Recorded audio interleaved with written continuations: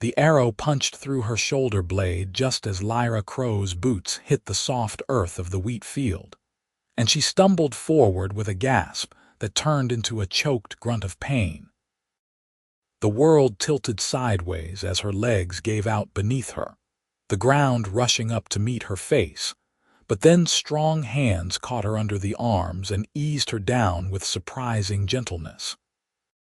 She blinked up through the haze of agony at a weathered human face framed by the afternoon sun, brown eyes wide with alarm, and her first coherent thought was that he was going to finish what the hunter's arrow had started. "Don't move," the man said, his voice rough but not unkind. "You're hurt bad." Lyra tried to speak, to tell him to leave her alone, to let her die in peace rather than at the hands of a human mob, but all that came out was a wet cough. Blood filled her mouth, copper bright and warm. The arrow must have gone deeper than she thought. She could feel it lodged in her back, a foreign presence that sent waves of nauseating pain through her body with every breath. The man lowered her carefully onto her side in the dirt between the rows of wheat. His hands were calloused and strong, the hands of someone who worked the land for a living. A farmer, then. Lyra's vision swam in and out of focus as he moved around behind her, and she heard him swear softly under his breath. "That's in deep," he muttered. "If I pull it out, you might bleed to death right here. But if I leave it in, it could kill you just as surely." Lyra wanted to laugh at the absurdity of it all. She had fled her clan 3 days ago after refusing to participate in a raid on a human settlement. Her father, the war chief, had called her a coward and a traitor. Her brothers had spat at her feet. Her mother had turned her back without a word. And now, after running until her legs gave out and her lungs burned, after being hunted like an animal by some human with a bow, she was going to die in a wheat field while a farmer debated whether or not to save her life. "Please," she managed to whisper, though she wasn't sure what she was asking for. "Death. Mercy. Help." The farmer made a decision. She felt him grip the shaft of the arrow, and then white-hot agony exploded through her shoulder as he snapped it off close to the skin. She screamed, the sound tearing from her throat like a wounded animal, and then darkness rushed in from the edges of her vision and pulled her under. When Lyra woke, she was no longer in the wheat field. She was lying on something soft, a real bed with clean sheets that smelled of lavender and sunshine. The room around her was small and simple, with whitewashed walls and a single window through which golden afternoon light streamed. She tried to sit up and immediately regretted it as pain lanced through her shoulder and back. "Easy there," the farmer's voice said from somewhere to her left. "You're going to tear open the stitches." Lyra turned her head, moving slowly this time, and found him sitting in a wooden chair beside the bed. He was older than she had first thought, maybe in his early 30s, with brown hair that fell across his forehead and a face that spoke of hard work and harder years. There were lines around his eyes and mouth that suggested he smiled often, but right now his expression was serious and focused. "You stitched me?" Lyra asked, her voice hoarse. "Had to cut the arrowhead out first," he said. "It was lodged up against your shoulder blade. Another inch to the left and it would have gone straight through your lung. You're lucky to be alive." "Why?" The question came out more harshly than she intended. "Why help me? I'm an orc. Your people hunt us for sport." The farmer's expression darkened slightly. "Not my people. I don't hold with that sort of thing. A creature in need of help is a creature in need of help, whether they've got green skin or not." Lyra studied him for a long moment, searching for signs of deception or hidden malice, but all she saw was exhaustion and genuine concern. It made no sense. Humans hated orcs. They always had. The stories her father told were full of human cruelty, of orc villages burned to the ground and children taken as slaves. And yet this man had not only saved her life but had brought her into his own home. "What's your name?" she asked finally. "Liam Keller," he said. "This is my farm. Has been for 10 years now since I left the army. You were a soldier. Medic, actually. That's how I knew what to do with your wound." Liam leaned back in his chair, studying her with the same cautious curiosity she was directing at him. "What's your name?" "Lyra Crow." "Well, Lyra Crow, you're going to need to stay put for at least a week or two while that shoulder heals. You lost a lot of blood and infection is still a risk. I've got a salve that should help and some herbs for the pain, but you need rest more than anything." Lyra wanted to argue, to tell him that she couldn't stay here, that every moment she remained in one place put both of them in danger. But the truth was that she could barely move without pain, and the thought of trying to run again in her current condition was laughable. She was trapped, at least for now, at the mercy of this strange human who seemed determined to keep her alive. "The hunter who shot me," she said. "Did you see him?" Liam's jaw tightened. "Reed Palmer, local tracker. He was following you across my property when I heard the shot. By the time I got to you, he was already riding off. Probably figured you were dead or as good as. He'll come back to collect his trophy. Let him try." There was steel in Liam's voice now, a hardness that spoke of his military past. "This is my land, and I don't take kindly to people hunting on it without permission. Besides, as far as anyone knows, you crawled off into the woods to die. No one saw me bring you inside." Lyra wasn't entirely convinced, but she was too tired to argue. The pain medication Liam had given her was starting to take effect, making her thoughts fuzzy and slow. She let her eyes drift closed, half expecting to wake up in chains or worse. But for now, she would take what small mercy the world had offered her. The next few days passed in a haze of pain and fitful sleep. Liam tended to her wound twice daily, cleaning it with a solution that stung like fire and applying fresh bandages. He brought her food, simple fare of bread and stew and vegetables from his garden, and helped her sit up to eat when she was too weak to manage on her own.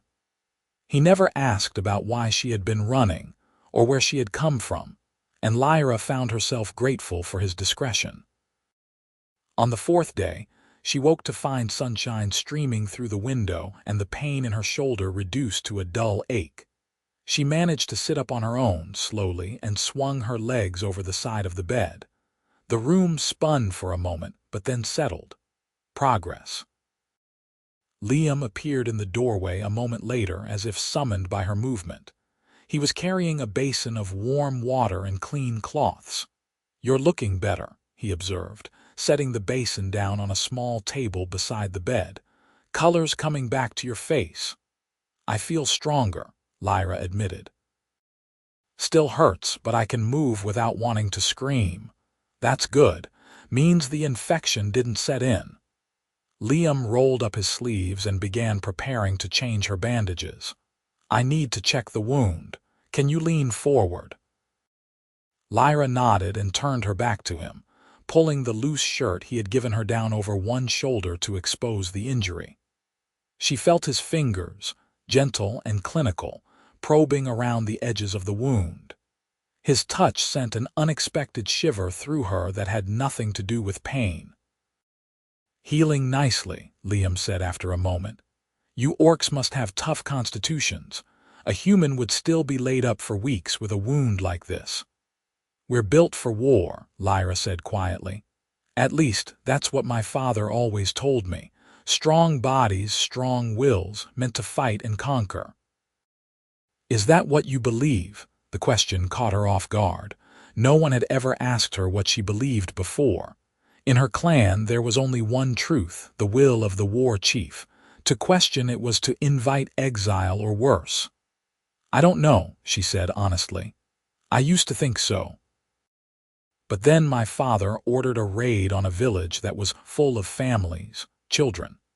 He said it was to send a message, to show the humans that we wouldn't be pushed from our lands. But all I could think about was that those children hadn't done anything to us. They were just living their lives, same as we were. So you refused to go. I did. And my father disowned me in front of the entire clan, called me weak, unworthy of the Crow name. My brothers would have killed me if I hadn't run. Lyra felt tears prickling at the corners of her eyes and blinked them away angrily. She had cried enough over the past few days. So here I am. No clan, no family, hunted by humans and hated by my own kind. Liam finished applying fresh bandages and moved around to sit on the edge of the bed where he could see her face. His expression was thoughtful, sad in a way that seemed to go beyond sympathy for her situation. I understand what it's like to be cast out for refusing to do something you believe is wrong, he said. That's why I left the army. They wanted me to let a group of orc prisoners die rather than waste medical supplies on them. Said they were just going to be executed anyway, so what was the point? But I couldn't do it. Couldn't stand by and watch people suffer when I had the skills to help them. What happened? I treated them anyway. My commanding officer had me discharged for insubordination. Some of the other soldiers said I was a traitor, that I cared more about orcs than my own kind. Liam shook his head. I didn't see it that way. I just saw people in pain and I took an oath to heal. The color of their skin didn't matter to me. Lyra felt something shift in her chest, a warmth that had nothing to do with fever. This human, this Liam Keller, was unlike anyone she had ever met. He had risked his career to help her people, and now he was risking his safety to shelter her. It made no sense, and yet here he was, looking at her not with fear or disgust, but with genuine compassion. "Thank you," she said softly, "for everything. I know you didn't have to help me." "Maybe not," Liam agreed, "but I'm glad I did." Over the next week, Lyra's strength returned gradually. She began taking short walks around the farmhouse, at first just from the bedroom to the kitchen and back, then out onto the porch where she could sit in the sunshine and feel the warm breeze on her face. Liam's farm was beautiful in a quiet, unassuming way. Fields of wheat and corn stretched out in every direction, interspersed with vegetable gardens and a small orchard. There was a barn where he kept his horses and a few chickens that wandered freely around the yard.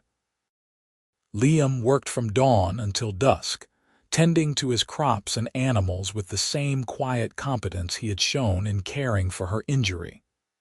Lyra watched him from the porch, fascinated by the rhythm of his life.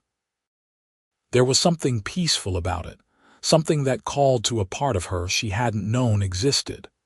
In her clan, every day had been about preparing for the next raid, the next battle. But here, the days were measured in planted seeds and harvested crops, in simple meals shared at a wooden table and evenings spent watching the sunset. One afternoon, when she was feeling particularly restless, Lyra ventured out into the garden where Liam was pulling weeds from between rows of tomatoes. He looked up as she approached, shading his eyes against the sun. "You're moving better," he said. "Shoulder must be healing well." "It is. I can almost raise my arm all the way now without pain." Lyra knelt down beside him, careful not to put too much strain on her injury. "Can I help?" Liam looked surprised but pleased. "Sure, just grab any plant that doesn't look like it belongs." The weeds are easy to spot once you know what you're looking for. They worked in companionable silence for a while, and Lyra found herself enjoying the simple task. There was something satisfying about pulling the invasive plants from the soil, about clearing space for the vegetables to grow. It was the opposite of destruction, she realized. It was creation, nurturing, building something rather than tearing it down. "You're good at this," Liam observed after a while. "Have you done farm work before?" "No. In my clan, the women either fought alongside the men or took care of the camp." We didn't grow crops, we hunted and foraged. Sometimes we raided human settlements for supplies. Lyra pulled up a particularly stubborn weed and added it to the pile between them. I think I like this better. It's honest work, Liam said. Hard but honest. You can see the results of your labor, watch things grow. It's not exciting, but it's peaceful. Peaceful sounds good right now. They continued working until the sun began to dip toward the horizon, painting the sky in shades of orange and pink. Liam showed her how to water the plants properly, how to check for signs of disease or pests. His hands were patient and sure, and Lyra found herself watching them more than the plants, noting the way his fingers handled the delicate tomato vines with such care. That evening, they shared dinner at the small table in Liam's kitchen. He had made a stew from vegetables out of his garden, thick and hearty, and flavored with herbs that Lyra didn't recognize but found delicious. She ate 2 bowls and might have gone for a third if she hadn't been embarrassed by her appetite. "It's good to see you eating well," Liam said, smiling. "Means you're getting your strength back. Your cooking is surprisingly good for a soldier turned farmer." "I had to learn." When you live alone, you either learn to cook or you starve. Liam leaned back in his chair, cradling a cup of tea between his hands. "Do you have any plans? For after you're fully healed, I mean." The question hung in the air between them. Lyra had been avoiding thinking about the future, about what would happen once she was strong enough to leave. The truth was, she had no idea where she would go or what she would do. She couldn't return to her clan, and she doubted any other orc tribe would take her in once they learned she had been cast out for refusing to fight. And as for living among humans, that seemed equally impossible. Even if she found a town that would tolerate her presence, she would always be an outsider, always be feared and hated. "I don't know," she admitted. "I haven't thought that far ahead. Mostly I've just been focused on surviving." Liam nodded slowly, his expression thoughtful. "You could stay here if you wanted, at least until you figure out what you want to do. I could use the help around the farm, and it's not safe for you to be traveling alone. That hunter might still be looking for you." Lyra felt her heart skip a beat. "You would let me stay?" "Even though it's dangerous for you. If people find out you're harboring an orc, they could turn on you." "Let them try," Liam said, echoing his words from that first day. "This is my land, and I'll decide who's welcome on it. Besides, I meant what I said about needing help. This place is too much for one person to manage properly. With 2 of us, we could expand the vegetable gardens, maybe fix up the barn roof before winter. I don't know anything about farming. You'll learn. You already are." Liam met her eyes across the table, and Lyra saw something there that made her breath catch. Kindness, yes, but also something deeper. Interest, attraction. She couldn't be sure, but whatever it was, it made her want to say yes to his offer, to stay in this peaceful place with this gentle man and build something new. "All right," she said finally. "I'll stay, at least for a while." The smile that spread across Liam's face was like sunrise, warm and bright and full of promise. The summer days stretched long and golden as Lyra settled into life on the farm. True to his word, Liam taught her everything he knew about working the land. She learned to tell the difference between weeds and seedlings, how to harvest vegetables at peak ripeness, how to mend fences and muck out stalls, and 100 other small tasks that kept the farm running smoothly. Her shoulder healed completely over the following weeks, the wound closing into a puckered scar that she wore as a reminder of both her lowest moment and her unexpected salvation. As her strength returned, she found herself capable of tasks that even Liam struggled with. Her orc physiology meant she could carry heavier loads and work longer hours without tiring, and she took a certain pride in seeing his impressed expression, when she hoisted a bag of grain that would have taken him 2 trips. They fell into an easy rhythm, working side by side during the day and sharing meals in the evening. Liam was a patient teacher, never condescending or frustrated when she made mistakes, and Lyra proved to be a quick study, absorbing information like the soil absorbed rain. She found that she genuinely enjoyed the work, the sense of accomplishment that came from seeing the fruits of their labor literally growing before her eyes. But as comfortable as their partnership became, there was an undercurrent of something else, something neither of them acknowledged but both felt keenly. Lyra caught herself watching Liam when he didn't know she was looking, admiring the way the sun caught in his hair, or how his shirt pulled across his shoulders when he lifted something heavy. And sometimes she would look up from her work to find him watching her with an expression she couldn't quite read, something soft and wondering that made her heart beat faster. It was dangerous, this growing attraction. Lyra knew that. Humans and orcs didn't fall in love. It was forbidden by both their peoples, a taboo so strong that even to speak of it was to invite violence. And yet she couldn't seem to stop herself from caring about this man who had saved her life, who treated her with such consistent kindness and respect. One evening in late summer, they were sitting on the porch watching the fireflies dance above the fields when Liam broke the comfortable silence between them. "Can I ask you something personal?" he said. Lyra tensed slightly but nodded. "Of course. Do you ever regret leaving your clan? Even knowing what they wanted you to do you miss it?" She thought about the question carefully before answering. "I miss having a place where I belonged," she said finally. "I miss my mother, even though she turned her back on me. I miss the certainty of knowing what each day would bring, what was expected of me. But do I regret leaving? No, I couldn't have lived with myself if I had participated in that raid. Some things are more important than belonging, like your conscience. Like being able to look at myself in the mirror and not hate what I see." Lyra pulled her knees up to her chest, wrapping her arms around them. "What about you? Do you ever regret leaving the army?" "Sometimes," Liam admitted. "I miss the camaraderie, having people to rely on. But I don't regret the choice itself. I did the right thing, even if it cost me." He was quiet for a moment, then added, "I was lonely for a long time after I came here. The other farmers in the area, they keep their distance. Word got around about why I was discharged and they don't trust me anymore. Think I'm an orc sympathizer."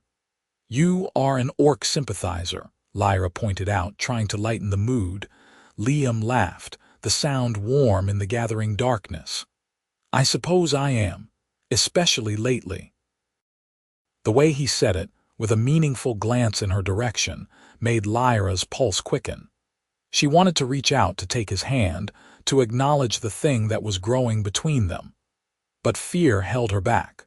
What if she was reading too much into his kindness? What if he was just being a good host, a good man, and she was projecting her own confused feelings onto him? Before she could decide what to say, the moment was interrupted by the sound of hoofbeats on the road. They both tensed, Liam rising to his feet in one fluid motion. It was late for visitors, and unexpected company was rarely good news.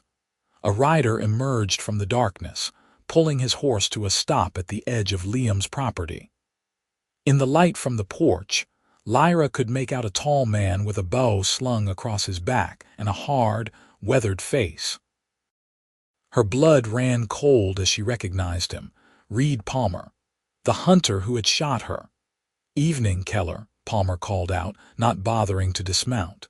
"Sorry to bother you so late, but I'm tracking an orc that I wounded a few weeks back. Big female with black hair. You haven't seen anything like that around here, have you?" Liam's expression remained carefully neutral, but Lyra could see the tension in his shoulders. "Can't say that I have. Why would an orc come anywhere near here? Followed her trail to the edge of your wheat field, Palmer said. Lost it after that. Figured she either died and got scavenged or she's holed up somewhere nearby. His eyes drifted to the porch to where Lyra sat frozen in the shadows. That's a big woman you've got there, Keller. Didn't know you were keeping company. She's my cousin, Liam said smoothly. Come to help with the harvest. Now, if you don't mind, it's late and we've got an early start tomorrow. Palmer stared at them for a long moment, his expression skeptical. Lyra forced herself to remain still, to keep her breathing even. In the darkness, with her features shadowed, she might pass for human. Might. But if Palmer decided to investigate more closely, if he saw her green skin or her small tusks, it would all be over. Your cousin, Palmer repeated slowly. That's funny, Keller. I never heard you mention having family. Never came up. Liam's voice had taken on an edge now, a warning.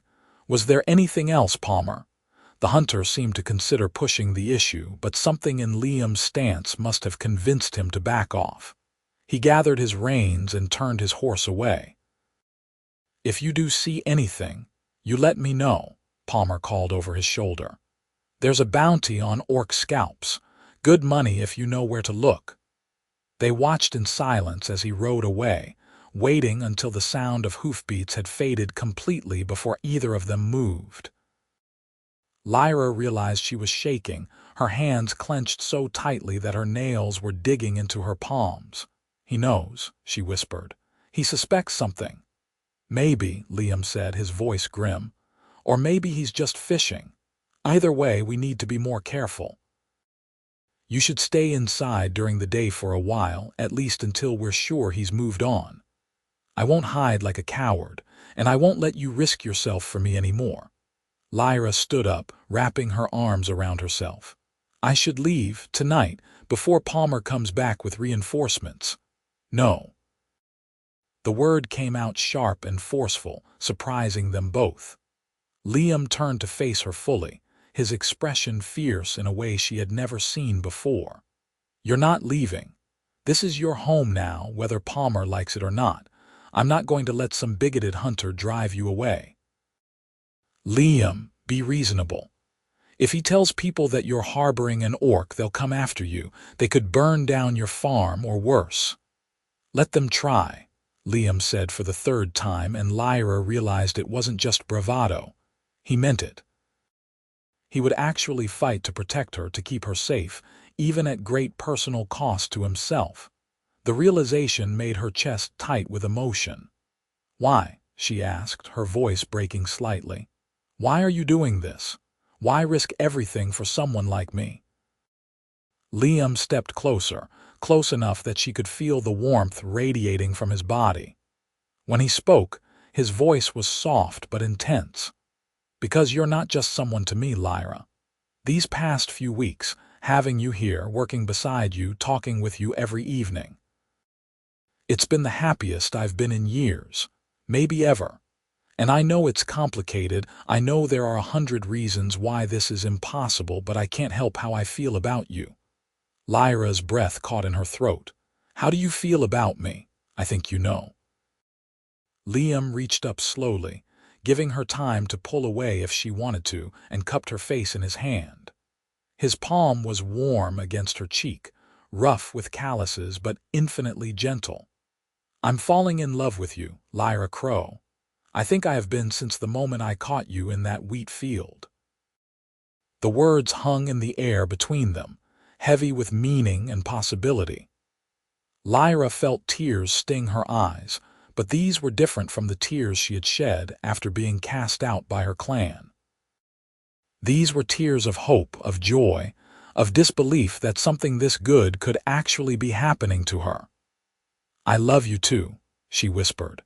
And then his lips were on hers, soft and questioning at first, then deeper as she responded with all the pent-up longing she had been carrying. Her hands came up to grip his shirt, pulling him closer, and he wrapped his arms around her waist, careful of her still healing shoulder. They kissed until they were both breathless, until the world had narrowed down to just the two of them standing on that porch in the darkness. When they finally broke apart, Liam rested his forehead against hers, his breath warm on her face. "We'll figure this out," he murmured. "Whatever comes, we'll face it together."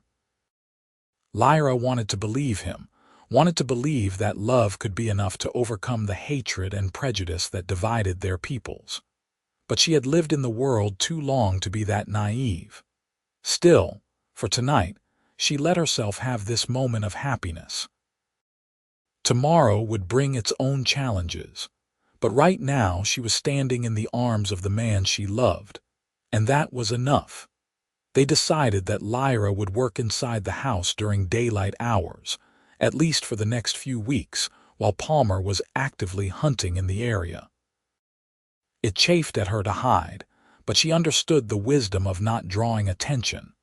She threw herself into learning new skills, things that could be done indoors.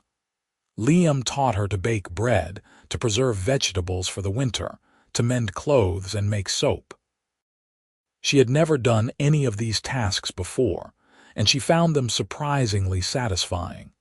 In the evenings, after the sun had set and it was safe for her to go outside, they would walk together through the fields, talking about everything and nothing. Liam told her stories from his time in the army, carefully edited versions that focused on the camaraderie and humor rather than the violence. Lyra shared memories of her childhood in the clan, the rare moments of peace and beauty that had existed even in that harsh environment. They grew closer with each passing day, learning the rhythms of each other's lives, the little habits and preferences that made them individuals. Lyra discovered that Liam was ticklish behind his left ear, that he hummed tunelessly while he worked, that he had a weakness for honey cakes that made him almost embarrassingly happy. Liam learned that Lyra was afraid of spiders despite being twice their size, that she had a surprisingly good singing voice, that she slept curled up on her side like a child. They kissed often, stolen moments of sweetness that left them both wanting more. But neither pushed for anything beyond kissing. There was an unspoken understanding that they needed to be sure that this thing between them was real and lasting before they took that final step. Besides, the constant threat of discovery kept them cautious. If Palmer or anyone else found out about their relationship, it wouldn't just be their lives at stake. It would confirm every prejudice, every hateful assumption that humans and orcs held about each other. August faded into September, and the weather began to cool. The harvest was coming, the busiest time of the year for any farmer. Liam explained that they would need to bring in the wheat before the first frost, and that it would take weeks of hard work, even with both of them laboring from dawn to dusk. "I wish I could hire help," he said one evening as they sat at the kitchen table planning out the harvest schedule. "But I can't risk bringing anyone else onto the property right now. Not with you here." "I can work," Lyra said. "I'm strong enough to do the work of 3 men. I know you are. But even so, it's going to be brutal. Long hours, back-breaking labor."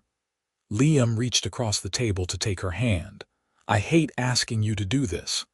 "You're not asking, I'm offering. This is my home too now, remember? I want to help bring in the harvest. I want to be part of this."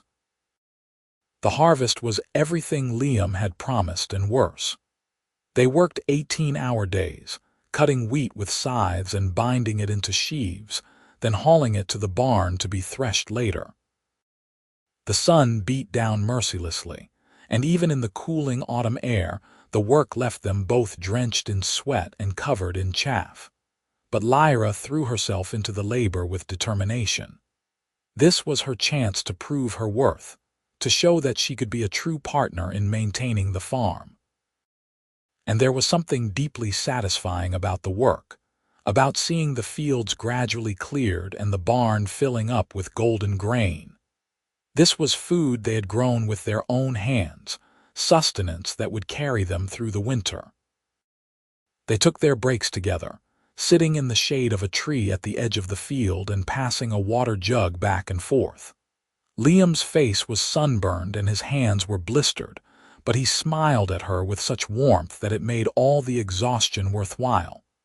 "You're amazing, you know that," he said one afternoon, watching her down half the jug without pausing for breath. "I've never seen anyone work like you do." "I'm just doing my part," Lyra said, wiping her mouth with the back of her hand. "It's more than that. You've taken to this life like you were born to it. Like you belong here." "I do belong here," Lyra said quietly, "more than I ever belonged anywhere else." Liam leaned over and kissed her, tasting of salt and wheat and sunshine. "I'm glad you feel that way, because I can't imagine this place without you anymore." They were so focused on each other that neither of them heard the approaching footsteps until it was too late. A harsh voice cut through the afternoon air like a knife. Well, looks like I was right to be suspicious." Lyra jerked back from Liam to find Reed Palmer standing at the edge of the field, his bow in hand and an arrow already nocked.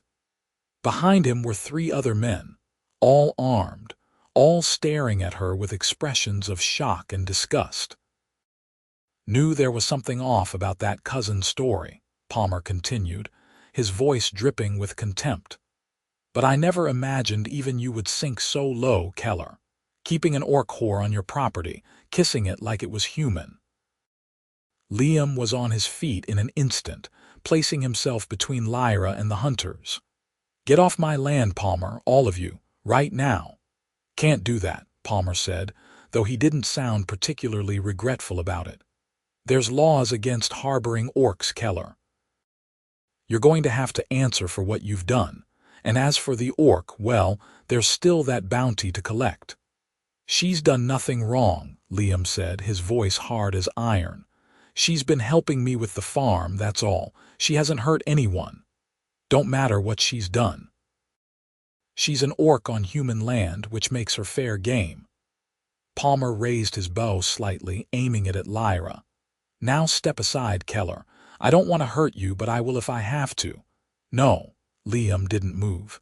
"If you want to get to her, you'll have to go through me first." "Liam, don't," Lyra said urgently, grabbing his arm. Her mind was racing, trying to find a way out of this situation that didn't end with one or both of them dead. "It's not worth it. Let me go with them." "Absolutely not." Liam's jaw was set in a stubborn line she had come to recognize. "I meant what I said before. We're in this together." Palmer was losing patience. "This is your last chance, Keller. Move, or I'll put an arrow through you same as I did the orc." Time seemed to slow down. Lyra saw Palmer's fingers tighten on the bowstring, saw him start to draw back for a shot. And in that moment, she made a decision. She had fled once before, run away from violence and death. But she wouldn't run now. Not when it meant abandoning the man she loved. She stepped forward, putting herself fully in front of Liam despite his protests.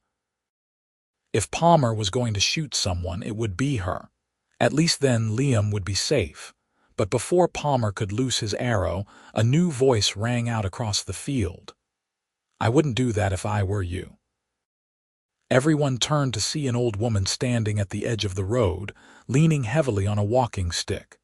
She was small and bent with age, her face a map of wrinkles, but her eyes were sharp and bright as she surveyed the scene. "Mrs. Hartley," Palmer said, lowering his bow slightly. "This doesn't concern you. Go on home." "It concerns me when there's violence happening in my community," the old woman said firmly. She began walking toward them, moving slowly but purposefully.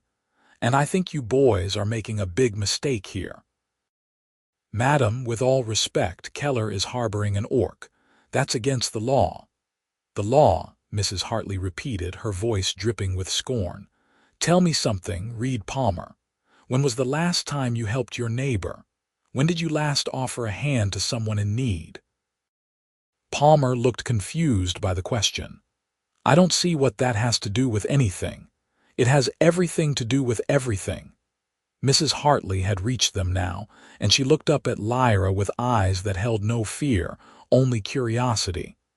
"I've been watching this farm since summer. Watching the young woman here working alongside Liam, helping bring in the harvest. I've seen how hard she works, how she's helped repair fences and tend the animals, and I've seen the way they look at each other." She turned to face Palmer and his companions. "So you tell me, which of these is the real crime? A woman of a different race trying to build a peaceful life, or men with weapons coming to kill her for no reason other than what she is?" "She's an orc," one of Palmer's companions said, as if that explained everything. "She's a person, Mrs. Hartley corrected sharply. "A person who has done nothing to harm anyone here. And Liam Keller is a good man who has been alone on this farm for too long. If they've found happiness together, who are we to stand in the way of that?" "The law," Palmer began again. "Hang the law," Mrs. Hartley said. "I'm 73 years old, and I've lived through enough war and hatred to know that it never leads anywhere good. These two young people are trying to build something better, and I for one think we should let them." There was a long moment of silence. The hunters looked at each other uncertainly, clearly not having expected this turn of events. Palmer's face had gone red with frustration. "You're taking their side," he demanded. "After everything the orcs have done to us." "I'm taking the side of common decency," Mrs. Hartley replied. "Now I suggest you boys put away your weapons and go home before you do something you'll regret." For a moment, Lyra thought Palmer might actually shoot anyway, law and witnesses be damned. But then he lowered his bow with a disgusted sound and spat on the ground. "Fine," he said. "But this isn't over, Keller. You and your orc lover better watch your backs.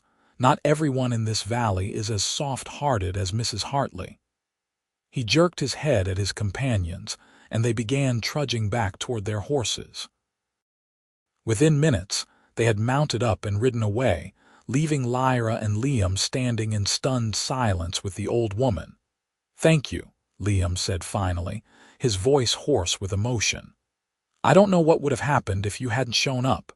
Mrs. Hartley waved away his gratitude. "I've known you since you bought this farm, Liam Keller. You're a good boy with a kind heart. When I realized what was happening, I couldn't stand by and do nothing." She turned her shrewd gaze on Lyra.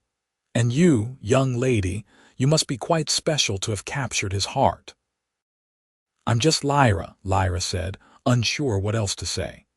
"Just Lyra," Mrs. Hartley repeated with a small smile. "Well, just Lyra, you're welcome in this valley as far as I'm concerned, and I'll make sure others know it too. I may be old, but people still listen to me." She patted Liam's arm and then began making her way slowly back toward the road. They watched her go, two people who had been saved by the unlikeliest of interventions. "That was incredible," Lyra breathed once the old woman was out of earshot. "Mrs. Hartley has always been something else," Liam agreed. "But she's right about one thing, this isn't over. Palmer won't give up that easily." "Then what do we do?" Liam thought for a moment, then took both her hands in his. "We keep living our lives. We finish the harvest, we prepare for winter, and we show everyone in this valley that there's nothing wrong or dangerous about what we have. We prove that humans and orcs can live together peacefully." "That's a big ask," Lyra said, but she was smiling despite the fear still thrumming through her veins. "Maybe, but I think we're up to it." Liam pulled her close, holding her tight against his chest. "I love you, Lyra, and I'm not going to let anyone take you away from me." "I love you too," Lyra murmured into his shirt. "More than I ever thought possible." They stood there in the wheat field, holding each other as the sun began to sink toward the horizon, and for the first time since that arrow had struck her down, Lyra felt truly safe. The weeks that followed were tense but peaceful. True to her word, Mrs. Hartley spread the story throughout the valley, putting her own spin on events. By the time the tale made its rounds, Lyra had become a poor refugee fleeing persecution, and Liam a compassionate soul who had offered shelter. It wasn't quite accurate, but it was close enough to the truth that neither of them corrected it. Some of the neighboring farmers remained hostile, crossing the road to avoid them when they went into the small town for supplies. But others, emboldened by Mrs. Hartley's acceptance, began to cautiously acknowledge them. A few even stopped by the farm to introduce themselves properly, curious about the orc woman who had caused such a stir. Lyra handled these encounters with grace and dignity, always polite but never obsequious. She refused to apologize for what she was or to act grateful for basic decency. Liam was proud of how she carried herself, head held high despite the stares and whispers. The harvest was completed just before the first frost, and they spent the following weeks preparing the farm for winter. Wood needed to be chopped and stacked. The barn needed to be reinforced against the coming storms, and all the preserved food needed to be stored properly. It was hard work, but it felt good to be building something lasting together. One evening in late October, as they sat by the fireplace after a long day of work, Liam surprised her with a question. "Have you thought about the future, about what comes next for us?" Lyra looked up from the sock she was mending. "What do you mean?" "I mean, we've been living day to day just trying to survive and prove that this can work. But I want more than that. I want to build a real life with you, Lyra, a permanent one." Her heart began to beat faster. "What are you saying?" Liam set down the piece of wood he had been whittling and turned to face her fully. "I'm saying that I want you to be my wife, if you'll have me." Lyra felt tears spring to her eyes. "Liam, you know we can't. There's no priest who would marry us, no law that would recognize it." "I don't care about priests or laws," Liam said fiercely. "I care about you and me and the life we're building together. If no one will marry us officially, then we'll marry ourselves. We'll make our own vows, create our own ceremony. It will be real because we say it is. You would do that. Commit yourself to me even without the blessing of your people." In a heartbeat. Liam moved from his chair to kneel in front of her, taking her hands in his. "Lyra Crow, I love you with everything I am. You're my partner, my best friend, the person I want to wake up next to every morning for the rest of my life. Will you marry me?" Lyra couldn't speak through the tears streaming down her face, so she just nodded, pulling him up to kiss him deeply. He laughed against her lips, the sound filled with joy and relief, and they held each other close as the fire crackled beside them. They decided to hold their ceremony on the winter solstice, the longest night of the year. It seemed fitting somehow, a celebration of light and commitment in the depths of darkness. Mrs. Hartley agreed to stand as witness, the only guest at their small private ceremony. Lyra made herself a simple dress from fabric they had purchased in town, deep green to complement her skin. Liam wore his best clothes, cleaned and pressed for the occasion. They stood in the farmhouse kitchen, facing each other with Mrs. Hartley watching from her chair by the fire, and spoke the vows they had written together. "I promise to stand by your side," Liam said, his voice strong and clear. "In good times and bad, in acceptance and rejection, in peace and conflict. I promise to love you for who you are, not despite your differences but because of them. I promise to build a life with you that honors both our peoples and transcends the hatred that has divided them." Lyra's voice shook slightly as she spoke her own vows. "I promise to be your partner in all things, to work beside you, to support you, to challenge you when you need challenging and comfort you when you need comfort. I promise to trust in this love we've built, even when the world tries to tear it down. I promise to choose you, every day, for the rest of my life." They had no rings, but Liam had carved 2 matching wooden bands from oak, sturdy and simple and beautiful. They slipped them onto each other's fingers, and then Liam cupped Lyra's face in his hands and kissed her as his wife for the first time.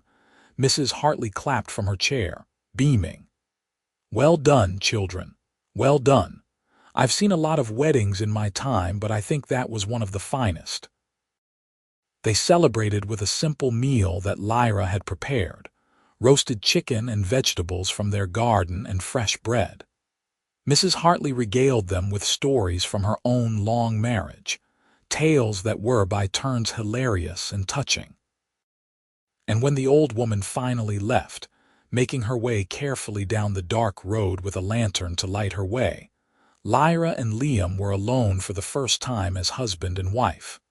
Liam led her to the bedroom, moving slowly, giving her every opportunity to change her mind. But Lyra had no doubts.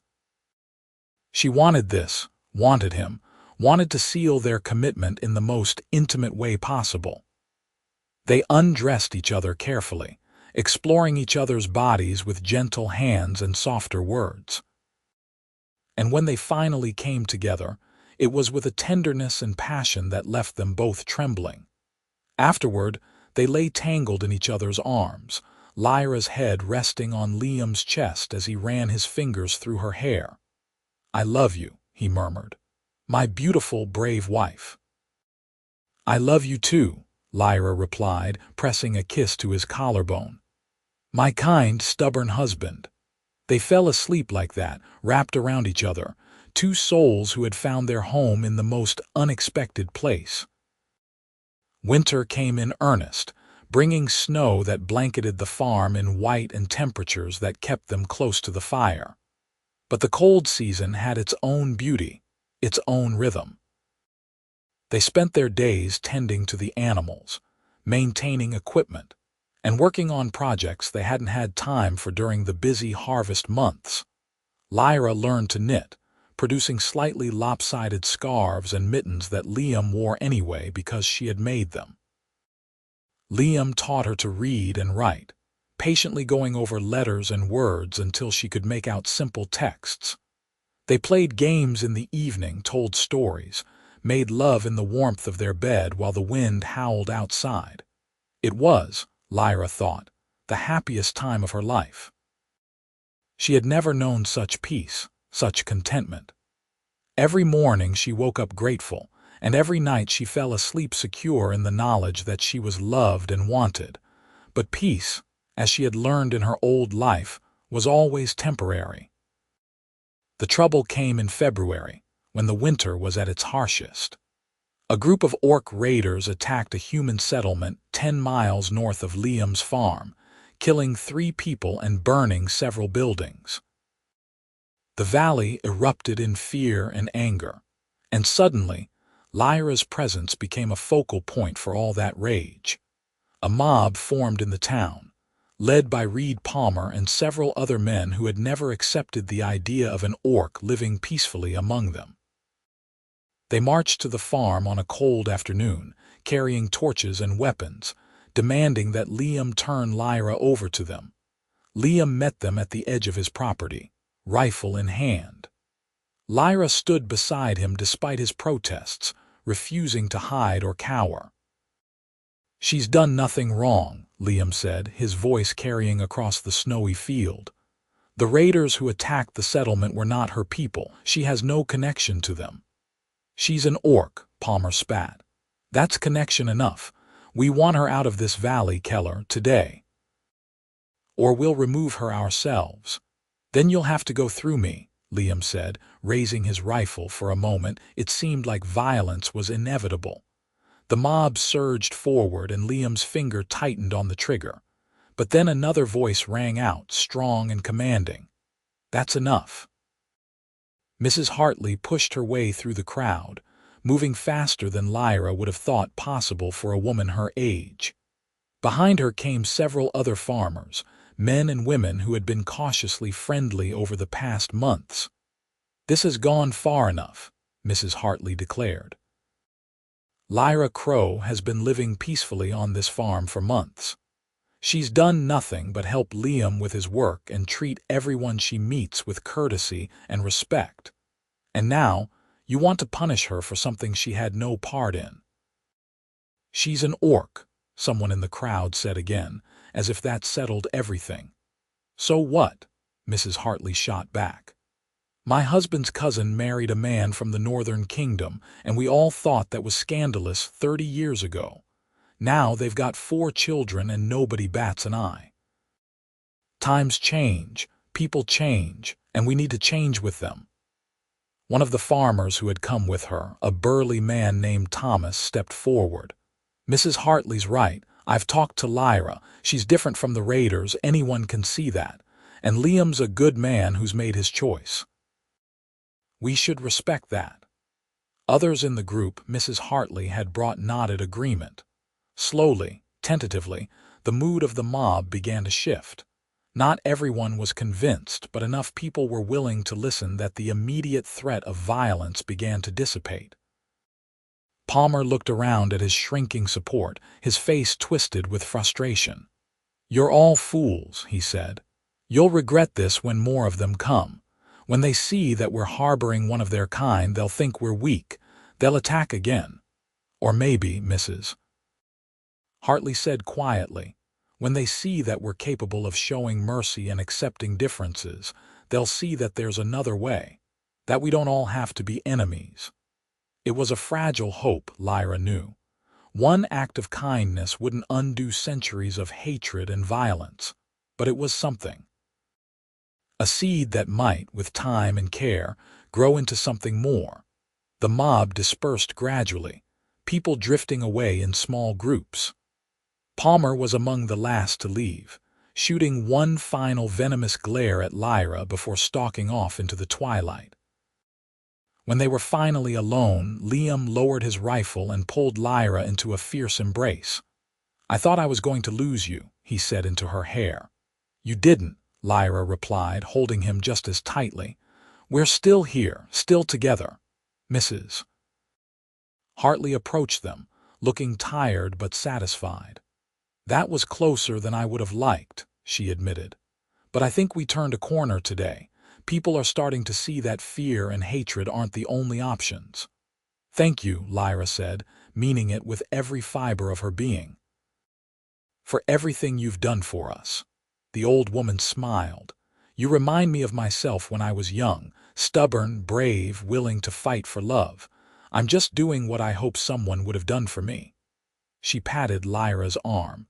"You're going to face more challenges, both of you. But I think you're strong enough to weather them." She was right. The incident with the mob didn't end the hostility they faced, but it did mark a turning point. More people in the valley began to accept Lyra's presence, if not embrace it. She and Liam were invited to a few community gatherings, barn raisings and harvest festivals where they were treated with cautious politeness, if not warmth. Spring came, bringing with it new life and new opportunities. They planted their crops together, working side by side in the fields as the weather warmed. Lyra's confidence grew with each passing day, her sense of belonging deepening as she put down roots in this place that had become her home. One morning in late April, Lyra woke feeling queasy. She barely made it outside before she was sick, her stomach heaving violently. Liam found her a few minutes later, pale and shaking, and immediately went into medic mode. "How long has this been happening?" he asked, helping her back into the house. "Just today," Lyra said, accepting the glass of water he pressed into her hands. "I felt fine yesterday." Liam studied her with a clinical eye, then asked a series of questions about her symptoms. As he spoke, Lyra saw realization dawn on his face, followed by wonder and a joy so pure it took her breath away. "Lyra," he said softly, "is there any chance you could be pregnant?" The question hung in the air between them. Lyra's mind raced, counting back days and weeks. They had been married for months now, sharing a bed every night. And while she didn't know much about human orc biology, she knew that such unions were rare but not impossible. "I think I might be," she whispered. Liam let out a whoop of joy and swept her up in his arms, spinning her around despite her protests that he would make her dizzy. When he set her down, there were tears streaming down his face. "We're going to have a baby," he said, laughing and crying at the same time. "A little person who's part you and part me. I never thought I could be this happy." Lyra found herself laughing too, the morning sickness forgotten in the wave of pure elation that washed over her. A baby. A child who would be living proof that their two peoples could not only coexist, but create something beautiful together. The pregnancy was confirmed over the following weeks as Lyra's symptoms persisted and her body began to change. They told Mrs. Hartley first, who cried with happiness and immediately began knitting tiny clothes. Word spread through the valley and reactions were mixed. Some people were horrified, convinced that the child would be some kind of monster. Others were cautiously optimistic, seeing it as further proof that Lyra and Liam's relationship was real and lasting. Palmer, predictably, was disgusted. But he had lost most of his support in the valley after the failed mob incident, and his mutterings about abominations fell mostly on deaf ears. As summer progressed and Lyra's belly swelled, she and Liam prepared for the arrival of their child. They converted the small storage room next to their bedroom into a nursery, painting the walls a cheerful yellow and building a crib from scratch. Mrs. Hartley donated blankets and clothes, and a few other families in the valley contributed small gifts as well. Lyra had never been more aware of the miracle of life growing inside her. She felt the baby move for the first time in July, a flutter that quickly grew into full kicks and rolls. Liam would spend hours with his hand on her belly, feeling their child move, talking to it about the farm and all the things they would do together when it was born. "Do you think it will look more like you or more like me?" Liam asked one night as they lay in bed. "I hope it has your kindness," Lyra said, "and my strength. Beyond that, I don't care." "I hope it has your courage," Liam replied, "and my terrible sense of humor." They laughed together, two people who had found each other against all odds and were now creating new life from their love.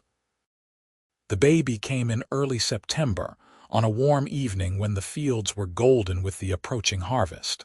Lyra's labor was long and difficult, lasting through the night and into the following day. Mrs.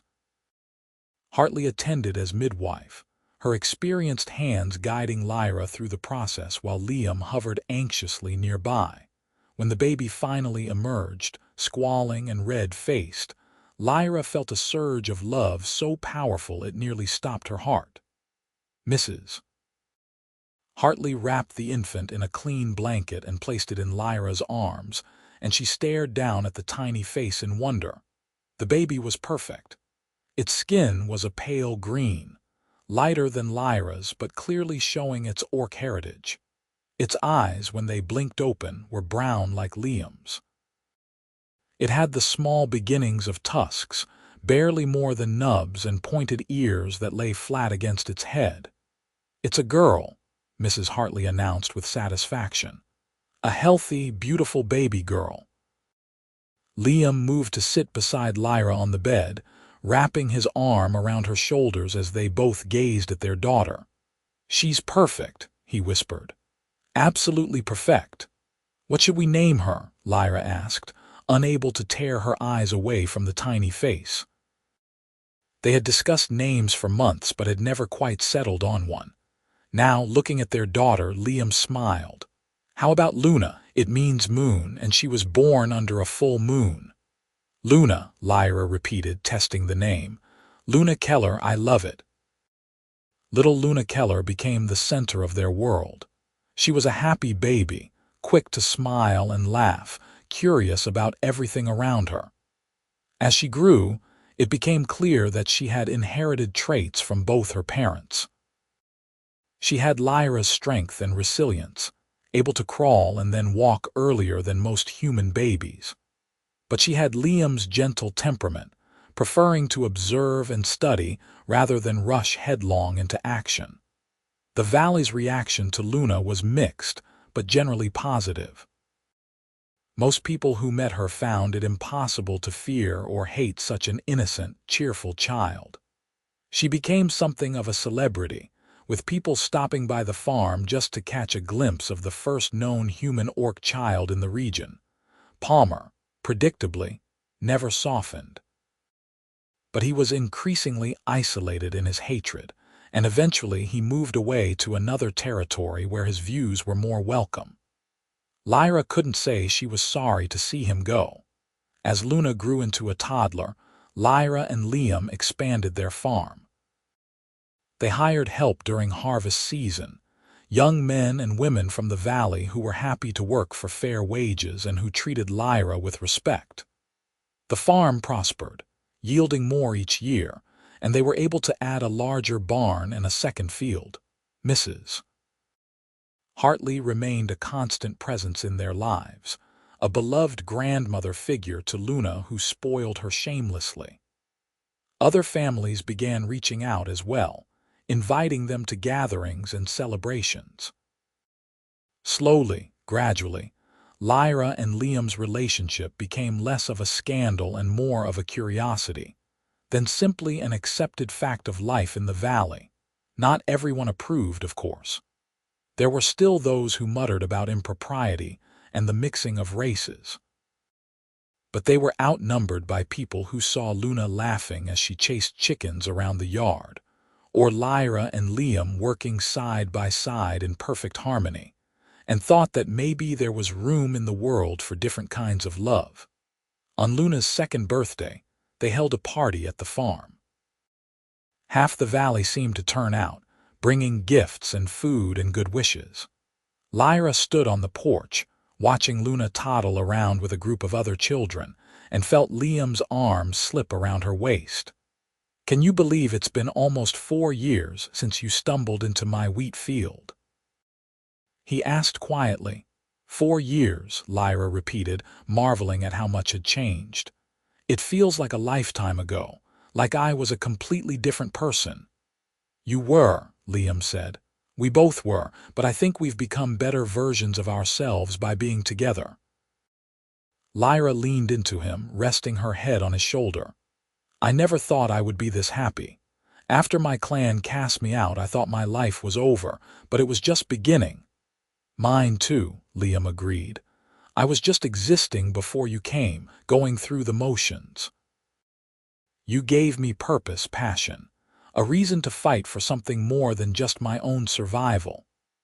They stood together in comfortable silence, watching their daughter play with the other children, watching their neighbors and friends enjoy the celebration.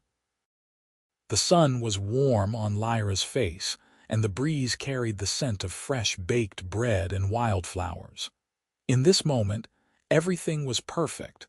Luna chose that moment to break away from the other children and run toward them, her chubby legs pumping as fast as they could carry her. "Mama, Papa!"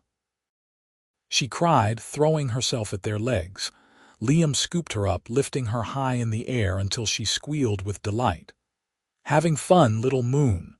"Yes," Luna said emphatically.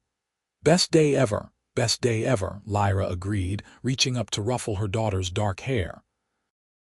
And as she looked at her family, at this life they had built from nothing but love and determination, she knew that it was true.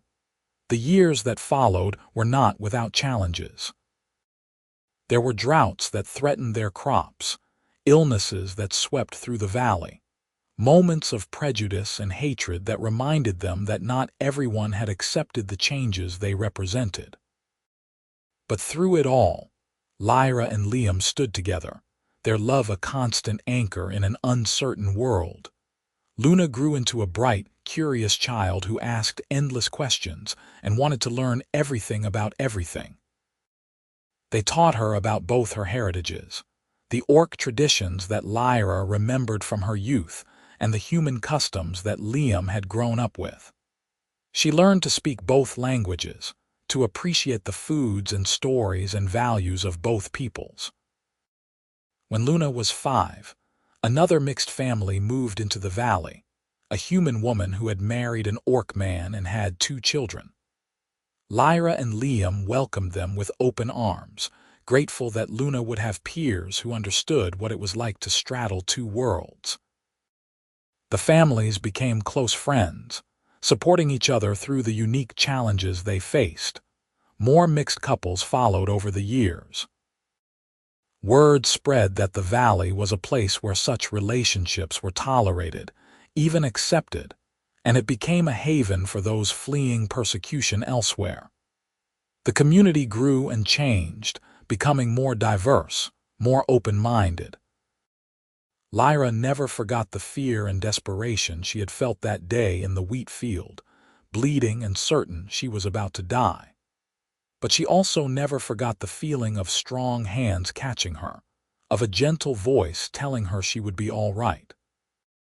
That moment had changed everything, had set her on a path she never could have imagined. She thought about it on her 10th anniversary with Liam, as they stood in the same wheat field where they had met. The crops swayed in the breeze around them, golden and ripe, ready for harvest. Luna was off playing with friends, her laughter carrying across the farm. "You ever regret it?" Liam asked, as if reading her thoughts. "Choosing this life? Sometimes I worry that I've made things harder for you, that you would have been better off finding your own kind." Lyra turned to face him, taking both his hands in hers. "Never," she said firmly. "This is exactly where I'm supposed to be, with you, with Luna, building this life we've created. Yes, it's been hard sometimes, but it's also been more beautiful and fulfilling than anything I could have imagined." "I feel the same way," Liam said, pulling her close. "You're my home, Lyra, my heart, my everything." They kissed in the golden light of the afternoon, 2 people who had defied expectations and prejudices to build something lasting. Around them, the farm thrived, a testament to what could be accomplished when love triumphed over fear.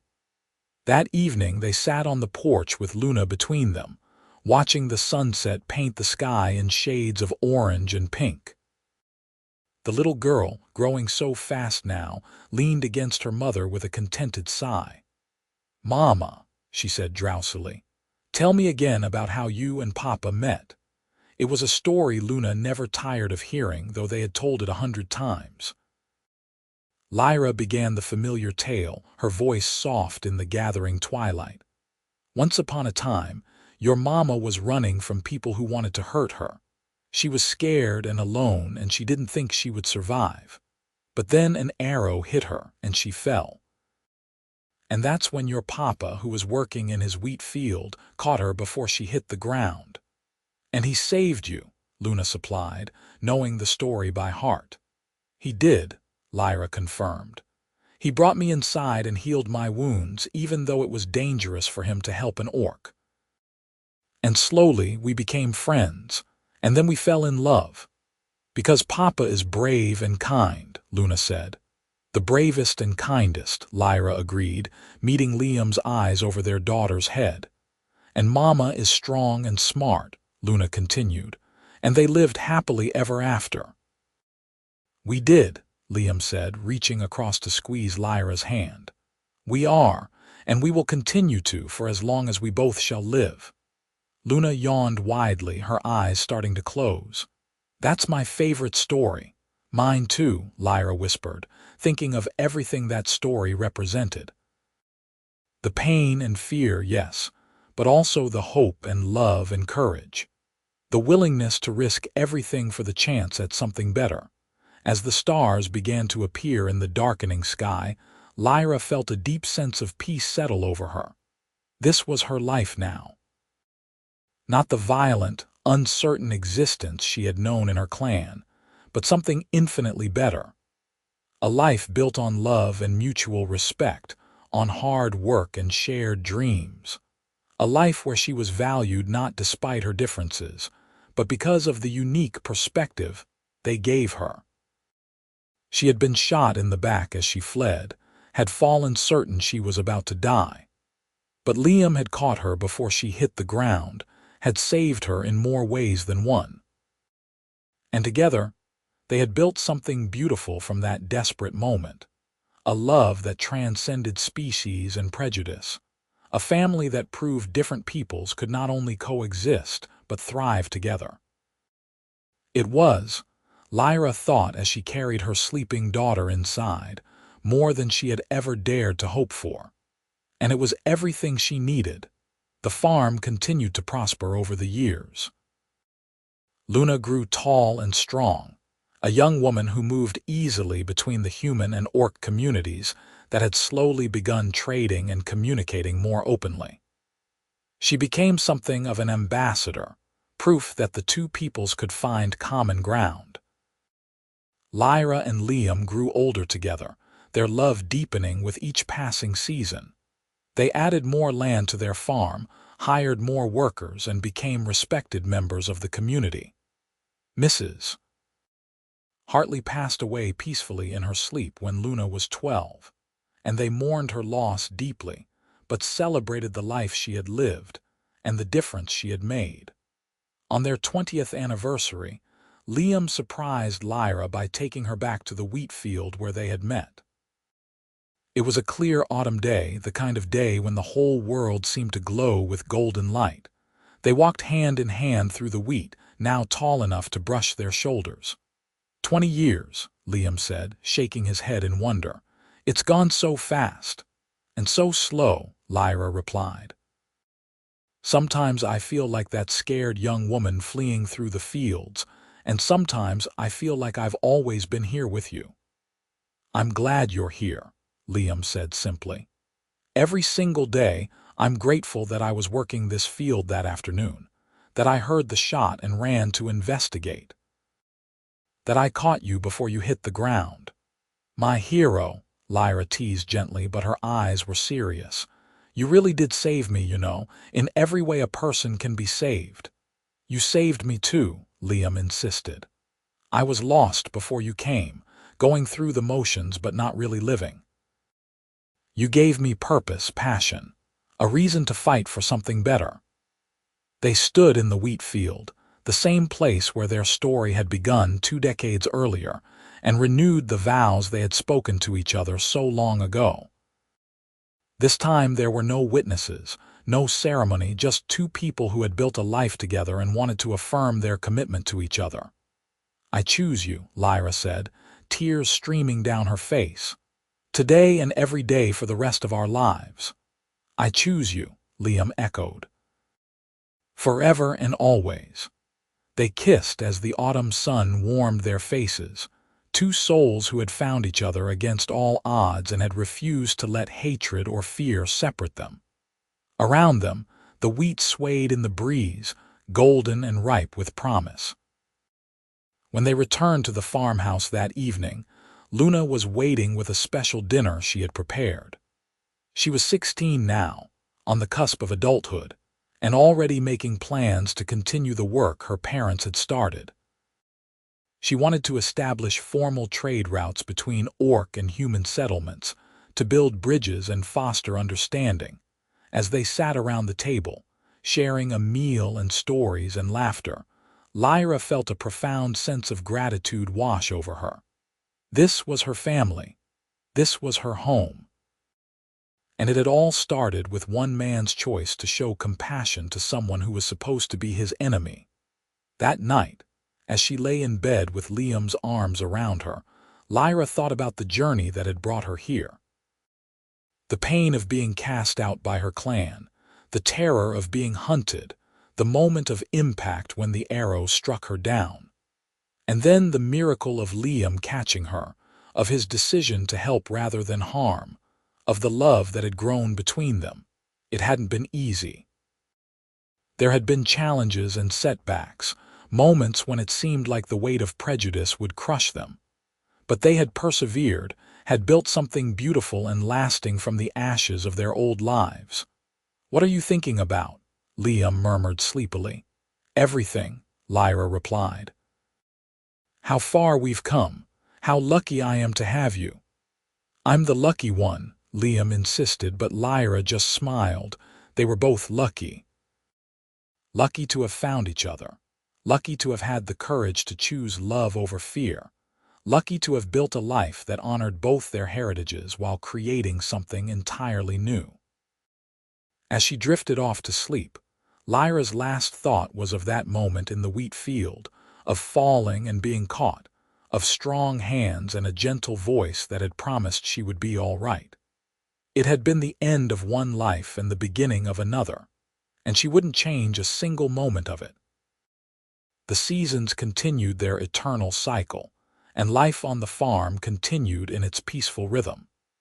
They celebrated Luna's marriage to a kind young man from a neighboring farm, both human and orc families attending the ceremony.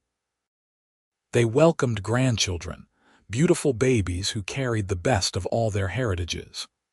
They watched as the valley they called home continued to evolve and change, becoming ever more accepting and diverse. Through it all, Lyra and Liam remained each other's constants. They worked side by side in the fields, shared meals at their kitchen table, made love in the bed they had shared for decades. Their bodies grew older, their hair turning gray, their movements slower, but their love never diminished. If anything, it grew stronger with each passing year, tempered by time and trials into something unbreakable. On their 50th anniversary, now both in their 70s, they returned once more to the wheat field where their story had begun. It was harder to walk these days, but they made the journey slowly, leaning on each other for support. 50 years, Lyra said wonderingly, looking around at the familiar landscape. Half a century since you caught me in this field. Best decision I ever made, Liam said. And even after all these years, his voice was full of love and conviction. They stood together in the wheat, watching the sun set over the farm they had built, the family they had raised, the community they had helped transform. Luna's children and grandchildren played in the farmyard, a whole new generation that wouldn't have existed if not for that fateful day when an orc woman fell and a farmer caught her. No regrets? Lyra asked, though she already knew the answer. Not a single one, Liam replied, pulling her close despite their aching joints. This life with you, our family, everything we've built together, it's been more than I ever dreamed possible. Me too, Lyra whispered, resting her head on his shoulder one more time. Me too. They stood in the wheat field as the sun dipped below the horizon, painting the sky in brilliant shades of gold and crimson. Two people who had defied the world to be together, who had built a legacy of love and acceptance that would outlive them both. Behind them, the farmhouse glowed with warm light, filled with the voices of their children and grandchildren. Ahead of them, the fields stretched out in peaceful abundance, the fruits of decades of labor and love. And in that moment, standing in the place where it had all begun, Lyra and Liam knew that every struggle, every challenge, every moment of fear and doubt had been worth it. Because love, true love, was always worth fighting for, and they had won.